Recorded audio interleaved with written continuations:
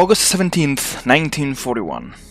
There is a great confusion amongst the officers of the Stavka in trying to understand and to foresee the next German offensive.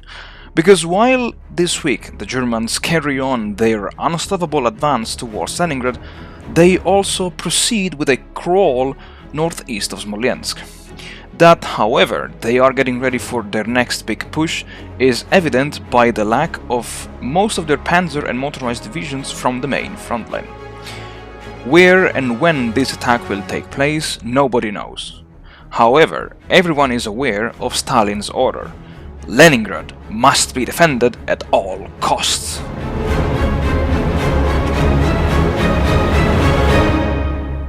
Howdy folks, welcome back to the channel, sorry for that, and welcome back to a new episode of War in the East 2, the online game challenge. And so yes, this week there are many events, I would say, that happened on the Axis side, and I have to respond on the Soviet side. Before going into the details, let's have a look at the events. We have, oh interesting, an emergency situation.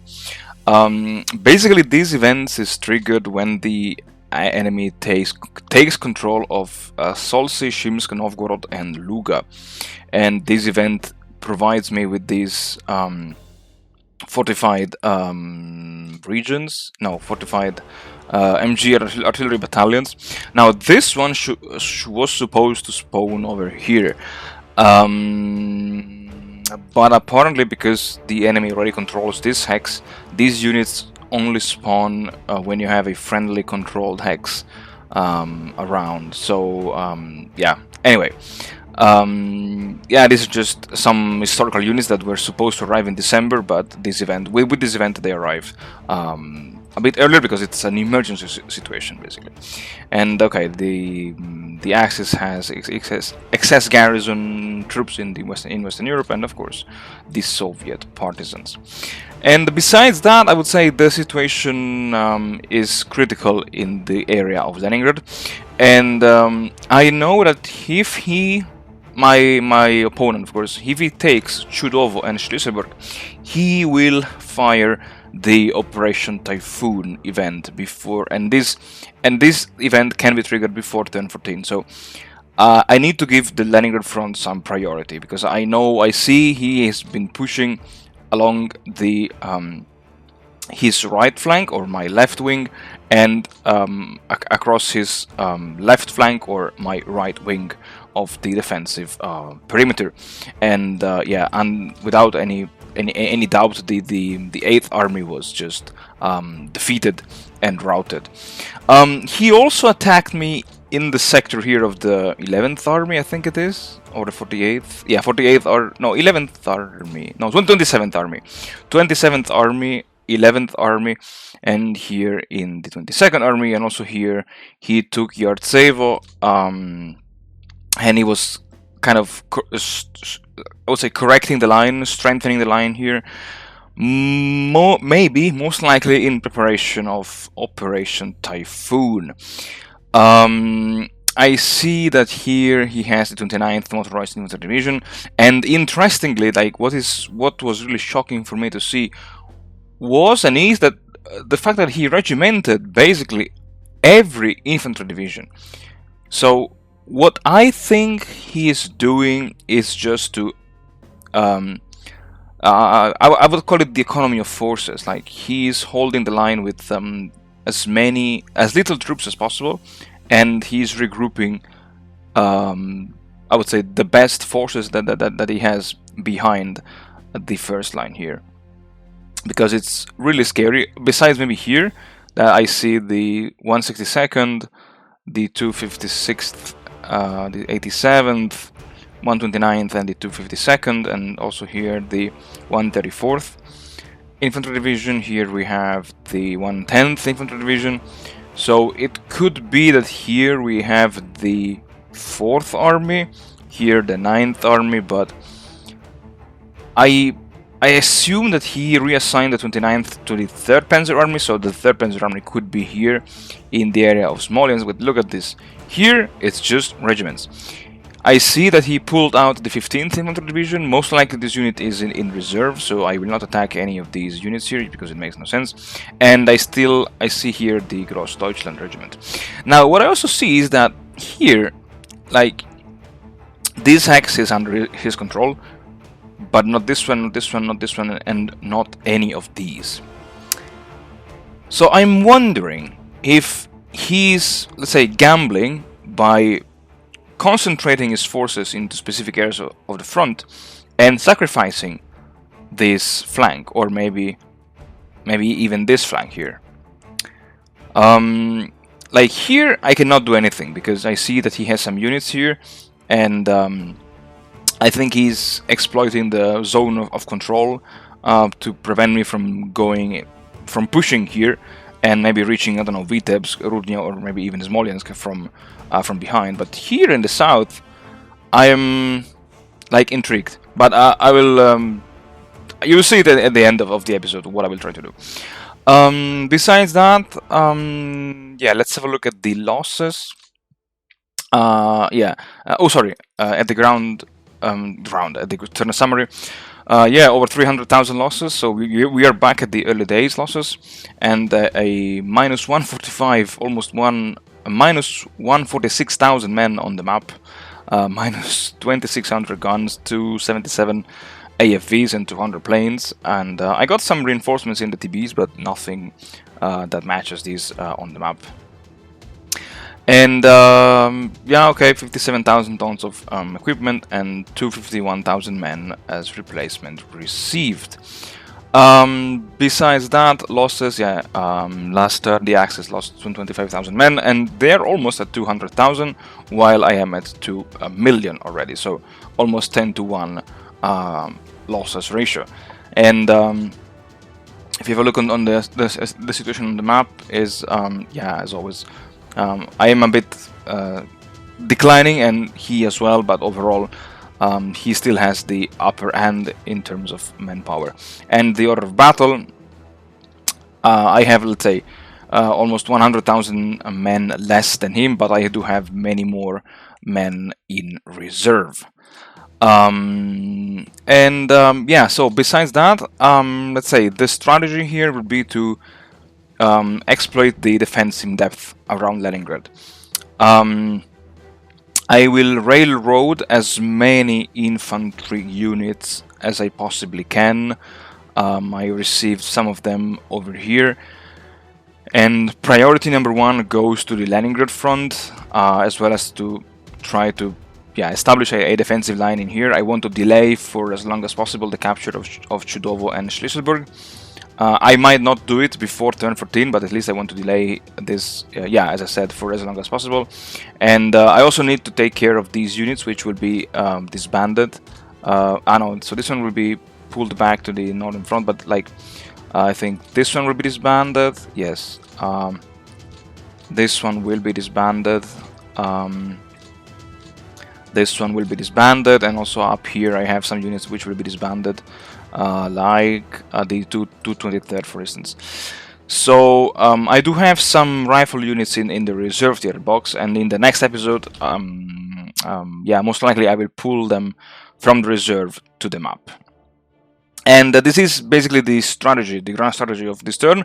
And enough talking, folks, and without further ado, let's dive straight into this episode. Alright, folks, so briefly, the situation in Leningrad, I said that I need to, let's say, give some love to the Leningrad front. And yeah, indeed, I would say, despite the difficult terrain, my opponent was pushing really hard, even though I really did not understand his strategy here, because I saw some panzer divisions on the, I would say, on my right flank, so on his left flank, as well as the Totenkopf and another motorized division in the center. So maybe, I don't know, but maybe this was the mistake that costed him maybe one turn to activate and trigger Operation, the event of Operation Typhoon, unless his strategy was to inflict as much damage as possible, which is also a viable strategy.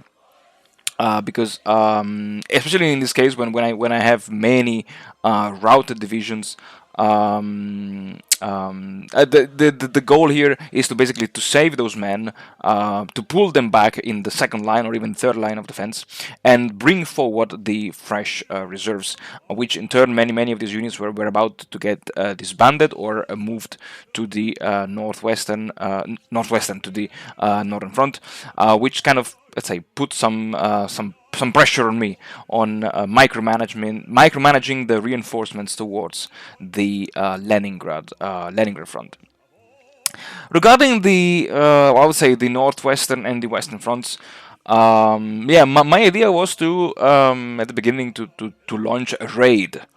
To launch a raid with the first mechanized division behind enemy lines. But then I was like, no, because what if, literally, what if he has some additional regimented units behind the main front line? Now, one of the main concern, I would say, limitation of War in the East 2 is that regiments do have the same ZOC, exert the same ZOC as, I would say, a rifle corps, like a Soviet 1942, 1943 rifle corps, which, in my opinion, makes no sense, because a regiment does not have the manpower to, let's say, stretch his men to send patrols all around his zone of, let's say, in the area in which the regiment is located. So even though I saw that there were no units, I was like, no, I prefer not to risk. Also because he could have just simply encircled my mechanized division on the next turn, and because my units are pretty crap, I would say I didn't want to risk losing these precious units.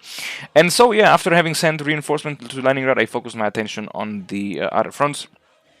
And now I don't remember if I showed it in this episode or it will appear in the next one, but I decided to launch a raid behind the enemy lines. I basically moved I think it was the 45th Cavalry Division from the Leningrad front to the central front, and then I also used the 50th Tank Division to literally launch a raid behind enemy lines, because I was like, the fact that I do not see his units on the front line was kind of suspicious. For me, let's say, I believe that he might have some units right in the hex in front of the one facing my units.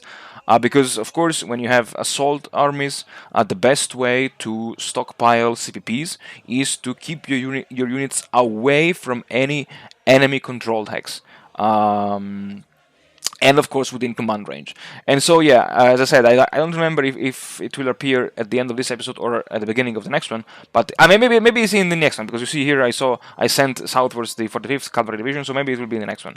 But yeah, so it will be an interesting episodes. And I'm saying this because we have been playing a couple of turns already, because my opponent is now gone for holidays at the time of recording this episode. So I kind of know already what happens in the next 2 to 3 turns, but of course I don't want to spoil it too much. And yeah, folks, I would say that's all for this brief overview and voiceover.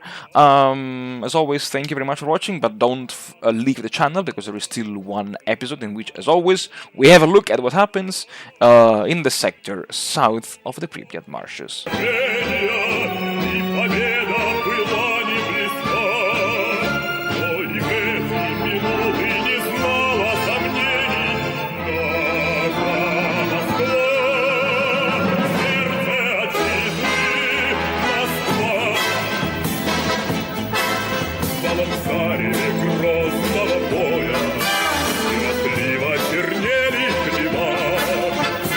Крайних полях под Москвою